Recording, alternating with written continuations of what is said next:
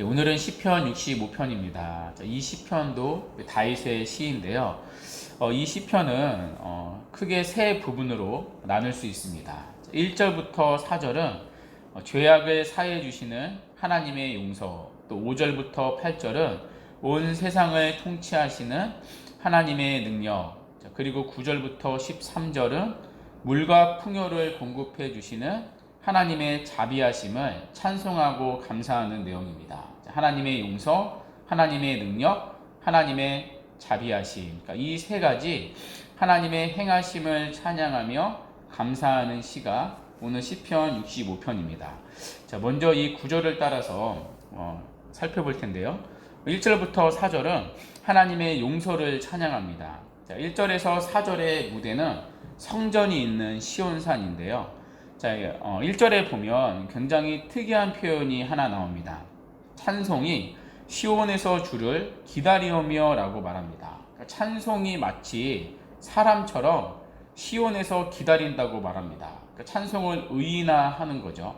찬송이 시온에서 주를 기다리오며. 자, 여기 주를 기다리오며를 히브리어로 보면 침묵하다라는 단어입니다. 자, 그러니까 원문 그대로 번역하면 찬송이 시온에서 침묵한다, 이게 되겠죠. 여기 이 침묵은요, 언제라도 하나님을 향해 터져 나올 찬송을 기다리는 침묵입니다. 자, 그러니까 쉽게 얘기하면 언제라도 나는 시온에서 하나님을 향해 찬양할 준비가 되어 있다는 뜻입니다.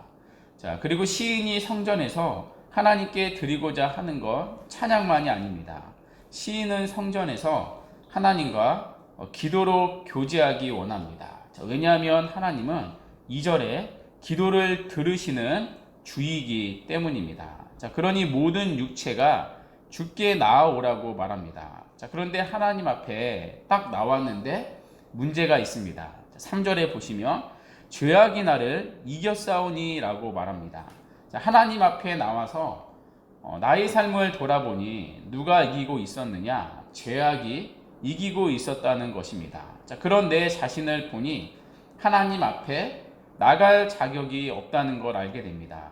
내가 이런 모습으로 어떻게 하나님을 찬송할 수 있겠는가? 내가 무슨 자격으로 하나님 앞에 기도할 수 있겠는가? 오늘도 죄악이 나를 이겼는데, 죄 때문에 짓눌려 살았는데 내가 무슨 자격으로 하나님을 찬송할 수 있단 말인가? 무슨 자격으로 내가 하나님 앞에 부르짖을 수 있단 말인가? 그러니까 죄악 앞에 서니 나의 자격 없음이 드러나게 되었습니다. 자, 그런데 이때 좋은 소식이 이 절망의 상태를 깨트리고 등장합니다. 자, 3절 후반절을 보시면 우리의 허물을 주께서 사하시리이다. 그러니까 자격 없는 나를 보는 동시에 이런 자격 없는 나의 죄를 용서해 주시는, 나의 죄를 덮으시는 주님의 은혜를 보게 되었다는 것입니다. 그러니까 내가 지은 죄를 감당하기 너무 어려울 때, 그래서 죄에 시달릴 때 나의 죄를 씻으시는 그 주님의 은혜가 나를 덮었다는 것입니다. 여러분, 이것이 바로 복음이죠. 복음은 우리가 죄와 싸워 이겼을 때 주님이 우리에게 찾아오신다 말하지 않습니다. 우리가 죄에 넘어졌을 때 그 자리에 주님은 우리에게 복음을 들고 찾아오십니다. 자, 그래서 오늘도 나의 공로가 아닌 주님의 피 묻은 보혈의 공로로 하나님 앞에 우리를 나아가게 하십니다. 자, 이 하나님의 피 묻은 복음이 오늘도 우리의 죄악과 우리의 범죄를 덮으시고 이기십니다. 자, 그리고 우리를 하나님 앞에 담대히 나아가게 하십니다. 자, 그래서 4절에서 시인은 주께서 택하시고 가까이 오게 하신 자들은 복이 있다고 말합니다. 왜냐하면 그들은 주님의 뜰에 거하는 복락을 누리기 때문입니다. 그러니까 허물의 사함을 받은 사람은 이제 주님의 집에 들어와 모든 은혜를 누릴 자격을 가지게 되었다는 것입니다. 자, 그래서 그러한 자들은 복이 있나이다. 그러니까 복이 있다고 말합니다. 이런 사람은 행복한 사람이라는 것입니다. 자, 그 행복이 4절 하반절에 부연되어 설명되고 있는데요. 자, 우리가 주의 집, 곧 주의 성전의 아름다움으로 만족하리이다. 여기 성전의 아름다움은요, 원문으로 보면 성전의 좋은 것들로 번역되어야 합니다. 그러니까 성전에 나오는 좋은 것들로 만족함을 누리게 된다는 것입니다. 자, 이어서 5절부터 8절은요. 온 세상을 통치하시는 하나님의 능력을 찬양합니다. 자, 그 하나님의 능력이 구체적으로 무엇이냐? 자, 5절에 보시면 하나님은 구원의 하나님이라고 말합니다. 그리고 그 구원이 얼마나 놀라우냐? 자기 백성이 땅 끝에 거한다 할지라도 그들을 능히 구원하실 수 있는 전능하신 하나님이라는 것입니다. 자, 그래서 5절에서 그 하나님은 땅의 모든 끝과 먼 바다에 있는 자가 의지할 주가 된다고 하십니다. 그러니까 땅 끝에 있든지 바다 끝에 있든지 사람들의 참된 소망은 오직 하나님께만 있다는 것입니다. 왜냐하면 하나님은 구원의 하나님이시기 때문입니다. 자, 이어서 5절 하반절에 보면 하나님의 위엄하심이 나오는데요. 자, 그 하나님의 위엄이 구체적으로 6절과 7절에 나옵니다. 주는 주의 힘으로 산을 세우시며 권능으로 띠를 뜨시며 바다의 설렘과 물결의 흔들림과 만민의 소요까지 진정하시나이다. 여기 보면 산이 나오고요, 또 바다가 나오고요, 민족들의 소요가 나옵니다. 그러니까 산과 바다 그리고 모든 자연 만물이 모든 피조물들이 다 주님의 권능의 손안에 있다는 것입니다. 하나님은 산이 무너지지 않도록 오늘도 붙잡고 계시고요, 또 바다와 파도를 잔잔케 하시고요, 사람들이 일으키는 폭동까지도 온전히 잠재우시는 분입니다. 그러니까 온 우주 만물을 하나님은 지금도 다스리시고 통치하고 계시다는 것입니다. 자, 그런 하나님의 능력을 본 사람들은 하나님을 두려워하고 그분을 찬송할 수밖에 없습니다. 자, 그것이 8절인데요. 땅 끝에 사는 자가 주의 징조를 두려워하나이다. 주께서 아침 되는 것과 저녁 되는 것을 즐거워하게 하시며. 자, 여기 아침이 된다는 것은요, 동쪽을 가리키는 표현입니다. 또 저녁이 된다는 것은요, 서쪽을 가리키는 표현입니다. 자, 그러니까 해가 뜨는 곳에서부터 해 지는 곳까지 온 백성들이 하나님의 능력을 즐거워하고 찬양하게 된다는 것입니다. 자, 이어서 마지막으로 9절부터 13절 말씀인데요. 자, 9절에서 13절은 자비하신 하나님을 찬양합니다. 자, 먼저 9절에서 10절에 보면, 자, 하나님은 땅을 돌보시는 분입니다. 자, 그래서 땅에 비를 내려주시고요, 땅을 비옥하게 하십니다. 자, 그 결과 자신들의 백성에게 풍성한 곡식을 주시는 분입니다. 자, 특별히 9절과 10절에 보면요, 이 반복되는 동사가 하나 있는데요.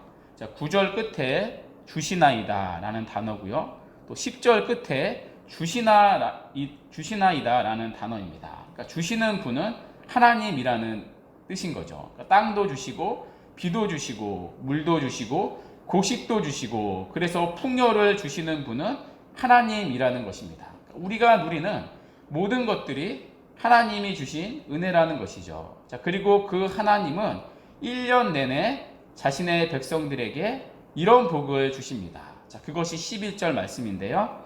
주의 은택으로 한 해를 간 씌우시니 주의 길에는 기름방울이 떨어지며. 여기 한 해를 관 씌우신다는 말은요, 1년 내내 풍성한 추수의 복을 주신다는 것입니다. 그러니까 우리가 하는 모든 일에 복을 넘치게 주신다는 것이죠. 자, 그래서 주의 길에는 기름방울이 떨어지고요, 12절 들의 촛장에도 기름방울이 떨어지고요, 또 작은 산들이 기쁨으로 띠를 띄었고요, 13절 초장은 양떼로 옷 입었고요, 골짜기는 곡식으로 덮였다고 말합니다. 그러니까 모든 것에 하나님의 자비하심으로 인하여서, 그분의 관대하심으로 인하여서 풍성함이 넘친다는 것입니다. 그러니까 하나님의 자비하신 은혜와 축복이 미치지 않는 곳이 없다는 말입니다. 자, 그러니 당연히 이런 큰 복을 내려주신 하나님께 감사하고 찬양할 수밖에 없습니다. 자, 그래서 이 시편이 오늘 이렇게 끝나는 거죠. 13절 하반절에 그들이 다 즐거이 외치고 또 노래하나이다. 자, 이렇게 오늘 우리가 시편 65편을 살펴보았는데요. 자, 이 시에서 차례대로 적용할 게 있습니다. 자, 먼저 하나님은 우리의 죄를 사해 주시는 분이시기에 오늘도 우리의 기도를 들어주시는 분입니다. 2절에서 다윗은 하나님을 기도를 들으시는 주여라고 말합니다. 자, 우리가 오늘도 하나님께 기도하는 이유가 무엇입니까? 여기에는 많은 이유가 있습니다. 자, 그러나 너무나도 짧고 단순하지만 분명한 진리, 우리가 기도하며 하나님은 우리의 기도를 들어주시기 때문입니다. 자, 이것보다 더 강력한 기도의 동기가 어디에 있습니까? 자, 하나님은 오늘도 우리가 작은 신음으로 부르는 기도까지도 외면하지 않습니다. 우리가 드리는 모든 기도의 소리를 하나님은 들으십니다. 자, 들으시는 것뿐만 아니라 그분은 능력의 하나님이십니다. 우리의 기도를 들으시고 우리를 구원하시는 능력의 하나님이십니다. 아무리 우리가 땅 끝에 거한다 할지라도, 바다 끝에 있다 할지라도 하나님은 우리를 그 땅 끝에서도 건지시는 분입니다. 뿐만 아니라 그분은 우리에게 오늘도 비를 주시고 또 곡식을 주시는 자비하신 하나님이십니다. 우리를 땅 끝에서 건지실 뿐만 아니라 우리를 풍성한 생명으로 채우시는 하나님이십니다. 자, 그러므로 오늘도 이 자리가 이 하나님을 신뢰하며 나아가는 기도의 자리가 되기를 바랍니다. 기도를 들으시는 하나님, 그리고 우리의 기도를 들으시고 우리를 구원하시는 하나님, 그리고 구원하실 뿐만 아니라 풍성한 생명으로 우리를 부유하게 하시는 하나님. 그래서 주의 은택으로 오늘 하루뿐만 아니라 우리의 한 해를 간시우시는 하나님, 이 하나님을 신뢰하며 오늘도 주님을 의지하며 나아가는 복된 은혜가 우리 가운데 있기를 간절히 바랍니다. 아멘.